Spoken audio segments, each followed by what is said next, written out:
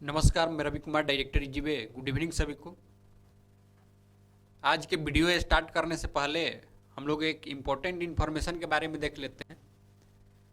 Easyway railway special ALP technician का batch 15 फरवरी से आ रहा है पटना सेंटर पे ऑफलाइन, और उसी दिन से फिर ऑनलाइन बैच भी है। यहाँ पर मेन चीज़ अगर देखें तो जो ईजीवे के पुरानी छात्राएं हैं, गर्ल्स कैंडिडेट हैं, उनके लिए स्पेशल ऑफर है। उनके लिए सभी कोर्स जो है 100% फ्री है। बाकी अगर न्यू स्टूडेंट आएंगे, फुल कोर्स अगर लेना चाहते हैं तो उस पर 1000 का डिस्काउंट उनको मिल जाएगा। बाकी ये कॉलिंग नंबर दिया गया है, इस पर आप लोग बात कर सकते हैं। नहीं तो ईजीवे ग्लोबल ऐप है, प्ले स्टोर में ईजीवे ग्लोबल इस तरीके से डालकर सर्च करेंगे तो ये वाला आइकन आएगा, इसको डाउनलोड कर लेना है। समझ मेरा चीज़। नहीं तो ज़्यादा दिक्कत होगा तो एक कॉलिंग नंबर है, इस पर देख सकते हैं। इसके अलावा अगर देखें तो जो नए कैंडिडेट हैं उनके लिए ऑनलाइन न्यू बैच 15 फरवरी से आ रहा है, जिसमें question bank, study material, previous year question, ढेर सारा क्वेश्चन है। इसमें 7 से 8 हज़ार तक क्वेश्चन है। उनके मॉक टेस्ट सोल्यूशन, ये सारा चीज़ दिया गया है उसमें। ठीक, यही कॉलिंग नंबर दिया गया है, इस पर बात कर सकते हैं। नहीं तो ये calling number Easyway global app पर भी देख सकते हैं। ये कोर्सेज सभी ट्रेड के लिए, fitter, Turner, machinist, welder, diesel mechanic, electrician, ये सभी के लिए अवेलेबल है। और जैसा ऑफर में बताए थे, अगर फुल कोर्स लेंगे रेलवे का उस पर 1000 का डिस्काउंट है। ये लिमिटेड समय तक के लिए ऑफर है। 15 फरवरी से पहले इसको ज्वाइन कर लीजिए। और 16 तारीख को सेमिनार है, और जो लोग ऑफलाइन सेंटर पर सेमिनार आएगा उनको ये बेसिक साइंस और इंजीनियरिंग ड्राइंग का जो कोर्स 3000 का है, उनको 500 में ये कोर्स मिल जाएगा।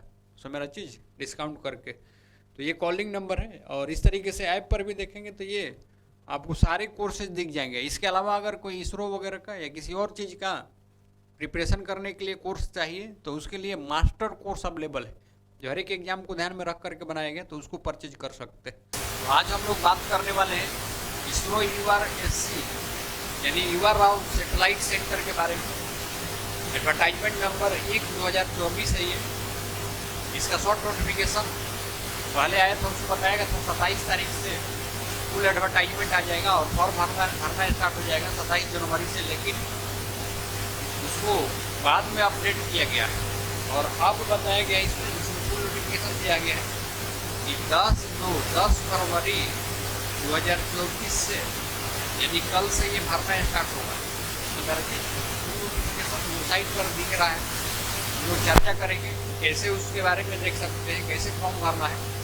सबसे पहले वहाँ पर चले जाते हैं और वहाँ पर आने के बाद फिर इस नोटिफिकेशन में आएंगे और फिर एक एक करके सभी चीज़ों के बारे में चर्चा करेंगे। अगर ये आपको एडवर्टाइजमेंट का PDF फुल चाहिए, डाउनलोड करना है, सिंपल सा गूगल में जाकर सर्च करना है इसरो सर्च करेंगे तो इस तरीके से आ जाएगा।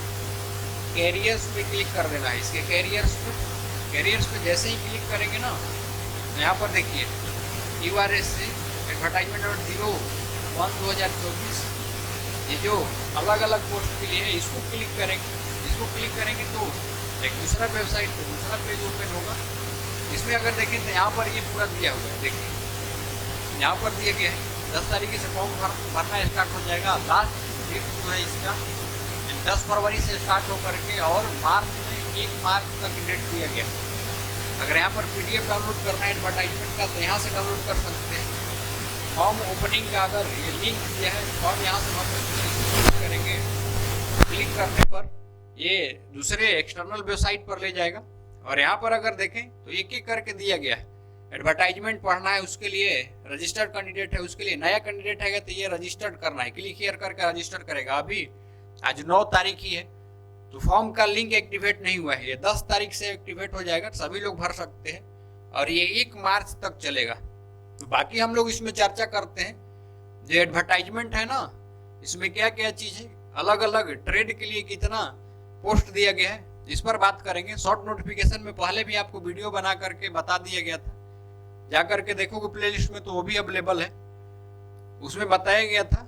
इसमें अगर देखें तो ME MTech वाले, डिप्लोमा वाले और ITI वाले, बाकी जिसका MSc साइंस है उन सभी के लिए इसमें मौका दिया गया है। तो अलग अलग चीजों के लिए अगर इसमें देखा जाए, अलग अलग पोस्ट के लिए तो क्वालिफिकेशन क्या है उन सब के बारे में एक यहाँ से देखा जाए तो देखिए, यहाँ पर मैकेट्रॉनिक्स, इसमें देखो तो क्या मांगा है, M tech, written test computer based है इनका और इंटरव्यू है। तो ज्यादा फोकस हम लोगों को इस पर नहीं रहेगा। जो आईटीआई ट्रेड है ना, उसमें हम लोग चर्चा करेंगे। जिस तरीके से मटेरियल साइंस का है, इधर क्वालिफिकेशन दिया गया है और पैटर्न ऑफ एग्जाम क्या होगा वो सब दिया गया है, मैथमेटिक्स ये सारा चीज दिया गया है इनका, फिजिक्स। इसी तरीके से अगर देखें आगे की तरफ चलते चले, यहाँ पर अगर देखें तो आईटीआई ट्रेड के लिए इधर से आ रहा है। जैसे देखिए जो पोस्ट कोड नंबर 005 है ना, ये इलेक्ट्रॉनिक मैकेनिक का, इलेक्ट्रॉनिक मैकेनिक का, जिसमें देखोगे तो ढेर सारा पोस्ट है। सबसे ज्यादा पोस्ट इसी में 63 पोस्ट है। कौन कौन लोग भर सकते हैं? Electronic mechanic, technician power electronic system, mechanic consumer, electronic appliances, mechanical industrial electronics, ये सब भर सकते हैं। अब यहाँ पर ये रिजर्वेशन के लिए ध्यान, रिजर्व और रिजर्व फॉर, इसके लिए कितना रिजर्व सीट है? 63 में से 5 जनरल का है, 5 ओबीसी का है, 3 एससी का, 3 एसटी का, 1 ईडब्ल्यूएस का। इस तरीके से रिजर्व कैटेगरी दिया गया है। क्वालिफिकेशन क्या चाहिए आईटीआई के लिए? एसएसएलसी या एसएससी या मैट्रिकुलेशन, आईटीआई प्लस एमपीसी या एनएससी, ये होना चाहिए, ये रिक्वायर्ड ट्रेड में। इसी तरीके से अगर अदर ट्रेड का देखें, इलेक्ट्रीशियन और इलेक्ट्रिकल के लिए तो 13 पोस्ट दिया है, रिजर्व दिया है, यही क्वालिफिकेशन चाहिए। रिक्वायर्ड जो ट्रेड है उसमें आपके पास आईटीआई का सर्टिफिकेट होना चाहिए। फोटोग्राफी, डिजिटल फोटोग्राफी में अगर देखोगे तो 5 सीट, यही क्वालिफिकेशन दिया गया है। और आईटीआई का जो एग्जाम पैटर्न है ना, तो इसमें क्या है, इसरो के एग्जाम दिए होंगे तो आपको पता होगा, नहीं तो कई एक बार बताएं। रिटेन टेस्ट होता है कंप्यूटर पे, और फिर क्या होता है स्किल टेस्ट। तो कैसे क्या रहता है, मार्क्स कितना रहेगा वो भी हम लोग चर्चा करेंगे। अगर यहाँ पर स्पेशली देख लूँ मैकेनिकल ट्रेड में फीटर के लिए, तो फीटर का कितना है, ज़्यादा सीट नहीं दिया, उतना ही है। एसएलसी वही चीज़ दिया है, आईटीआई फीटर से होना चाहिए और ये एनसीबीटी से होना चाहिए। एनसीबीटी का जिक्र नहीं है, एनसीबीटी के लिए मौका दिया गया। प्लम्बर का 3 सीट, रेफ्रिजरेशन का 11, टर्नर का 2 सीट है, कारपेंटर का 3 है। इसी तरीके से अगर देखें यहाँ पर मोटर मैकेनिक व्हीकल का 2 पोस्ट दिया है, मशीनिस्ट का 5। ये सब रिजर्व अनरिजर्व कैटेगरी देख सकते हो, इसका कितना है, लेकिन क्वालिफिकेशन सबका सेम है। वेल्डर का 2 दिया है। इसी तरीके से देखें तो ड्राफ्टमैन मैकेनिकल के लिए 11, ड्राफ्टमैन सिविल का 5 दिया है। इस तरीके से अगर इलेक्ट्रॉनिक्स, ये डिप्लोमा वाले ट्रेड, डिप्लोमा वाले ब्रांचेज बोल सकते हो, इलेक्ट्रॉनिक्स का 28, इसमें जो क्वालिफिकेशन मांगा गया है, first class diploma in electronics engineering from the recognised state board. Electronics के लिए कितना, रिजर्व अनरिजर्व का सीट दिया है। कंप्यूटर साइंस के डिप्लोमा वाले के लिए, इलेक्ट्रिकल, सिविल, मैकेनिकल। इसी तरीके से अगर देखें तो केमिस्ट्री के लिए, इसमें क्या मांगा है, first class graduation in BSc chemistry के नाम होना चाहिए। और बाकी 2 सीट, फिजिक्स का 2, उसके बाद एनिमेशन, मल्टीमीडिया, मैथमेटिक्स, ये सभी के लिए सीट दिया गया है। इसके बाद का पोस्ट दिया है, फायरमैन का दिया है 3 पोस्ट। इसी तरीके से मैं देखें अगर तो लाइट व्हीकल ड्राइवर के लिए 6 पोस्ट दिया है, हैवी व्हीकल के लिए 2 पोस्ट दिया है। अब यहाँ पर कुछ चीज़ और देखा जाए, एज रिलैक्सेशन के लिए या जो एज क्राइटेरिया है वो सब देख लेते हैं आप। अगर यहाँ पर देखें जैसे साइंटिस्ट इंजीनियर एससी का बाकी अगर टेक्नीशियन भी आईटीआई के लिए है, ड्राफ्टमैन भी, इसके लिए देखो टेक्नीशियन भी में ये अलग अलग के लिए अलग अलग ट्रेड के 18 से 35 साल दिया गया। इनका जो शुरू में बेसिक पे पेमेंट होता है 21,000 साल। इस तरीके से अगर नीचे की तरफ और इम्पोर्टेंट चीज़ के बारे में बात कर लेते हैं, हाउ टू अप्लाई। ये आपको साइट पर जाओगे तो सारा पता चल जाएगा। रजिस्ट्रेशन करना है, शुरू में आईडी बनाना है, उसके बाद वहाँ पर जो डिटेल्स मांगेगा वो भरना है, फोटो वगैरह लगाना है। एप्लीकेशन फी के बारे में अगर चर्चा करें तो देखिए जो इंजीनियरिंग ट्रेड था ना, एमई एमटेक के लिए, उसमें अगर देखोगे तो 250 रुपया नॉन रिफंडेबल फी है। लेकिन जब फॉर्म भरेंगे तो उस समय आपको 750 लगेगा। ये आईटीआई के लिए नहीं है। जो एमई एमटेक वाला कैटेगरी था उसमें यानी 750 आपको फॉर्म सबमिट करने के टाइम में लगेगा, जिसमें अगर आप एग्जाम देते हैं, एग्जाम में अपीयर होते हैं, तो आपका 500 रुपया वापस हो जाएगा। ये 500 रुपया वापस उसी का होगा जो एग्जाम में अपीयर हुआ होगा, एग्जाम दिया होगा। एग्जाम छोड़ा नहीं होगा उसी को, तो मेरा चीज तो ये है। बाकी ITI में अगर देखोगे तो इनका 100 रुपया नॉन रिफंडेबल फी है, लेकिन फॉर्म सबमिट करते समय कितना देना पड़ेगा, तो 500 आपको देना पड़ेगा, तो मेरा चीज। और बाकी जब आप एग्जाम में अपियर होते हैं तो आपको रिटर्न हो जाएगा, 100 रुपया काट करके कितना रिटर्न हो जाएगा, 400 रुपया आपका रिटर्न होगा, तो मेरा चीज ये रहने वाला है इसमें। बाकी अगर देखें तो पेमेंट मेथड अलग अलग अवेलेबल है, ठीक, इंटरनेट बैंकिंग और उसके बाद कार्ड के द्वारा, ये सारा उसमें दिख जाएगा आपको।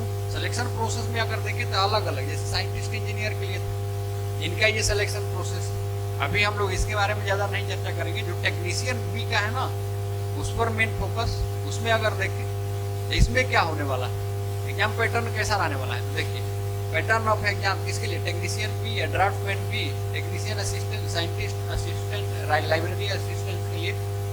अगर यहाँ पर देखें technical assistant, scientific assistant and library assistant के लिए तो 80 MCQ मल्टीपल चॉइस क्वेश्चन, इसके लिए 1.5 घंटा टाइम दिया जाएगा। एक क्वेश्चन 1 मार्क का रहेगा और 1/3 निगेटिव होता है, -0.33 मार्किंग होता है, निगेटिव मार्किंग है, तो मेरा चीज। और टोटल जो मार्क्स होगा स्किल टेस्ट का, ये स्किल, ये रिटन का स्किल टेस्ट का, स्किल टेस्ट 100 मार्क का। अब यहाँ पर टेक्नीशियन भी, जिसमें अलग अलग ग्रेड आ जाएंगे, फिटर, इलेक्ट्रीशियन, ये सब 80 क्वेश्चन इनका भी रहेगा, 1.5 घंटा टाइम रहेगा। एक नंबर एक क्वेश्चन पर निगेटिव मार्किंग 0.33 कट जाएगा। और स्किल का इनका भी कितना रहेगा, ये स्किल का 100% मार्क्स रखता है। अब यहाँ पर रिटेन और स्किल टेस्ट में जो ये एडवर्टाइजमेंट के अनुसार जो मिनिमम क्वालिफाइंग मार्क्स होता है, जैसे अनरिजर्व कैटेगरी जनरल के लिए देखें तो 80 में इसको 32 लाना होगा कम से कम, इससे कम होगा तो वैसे ही फेल। बाकी ये निर्भर करता है कैंडिडेट के ऊपर कितना कट ऑफ जा रहा है, तो ये कहीं इससे ज़्यादा होता है कट ऑफ, समझ में चीज। ये कट ऑफ नहीं है ये आपका इतना लाओगे तो सिलेक्शन हो जाएगा, नहीं। अब यहाँ पर रिजर्व कैंडिडेट में देखें, ओनली पोस्ट इज रिजर्व, जिसके लिए रिजर्व पोस्ट है, जिसमें नहीं है और भर रहे हो तो भी ध्यान देना है, आपका पोस्ट वैलिड नहीं हो, जनरल में काउंट हो। ये 24 मार्क्स चाहिए 80 में। और इसके लिए जनरल के लिए देखें तो स्किल में 50 मार्क्स चाहिए 100 में, यानी 50% आपको पासिंग मार्क्स स्किल में लाना जरूरी है। ये रिटेन मार्क्स पर इसका मेरिट बनता है, ये क्वालिफाइंग होता है। और इसी तरीके से रिजर्व कैटेगरी है, SC ST OBC, ये सब जो है रिजर्व कैटेगरी में, इसको देखोगे तो 40 मार्क्स स्किल में पासिंग लाना होगा। ये मेन चीज़ें हैं। बाकी अगर देखें और भी चीज़ तो लास्ट डेट के बारे में तो आपको बता ही दिए थे। लास्ट डेट कब है, लास्ट डेट है इसका 1 मार्च। तो 1 मार्च से पहले तक आप लोग इस फॉर्म को भरिए और अच्छे से तैयारी कीजिए। और तैयारी के लिए अगर हमारा सहयोग चाहिए तो इजीवे ग्लोबल ऐप डाउनलोड कीजिए और उसमें जा करके देखिए मास्टर कोर्स है, हर एक एग्जाम को ध्यान में रखते हुए बनाया गया है, उसको आप ले सकते हैं। 1/3/2024 ये लास्ट डेट है और 10 तारीख से, कल से एक्टिवेट होगा लिंक, भर सकते हैं। एक यही इन्फॉर्मेशन बताना था, आज इतना ही।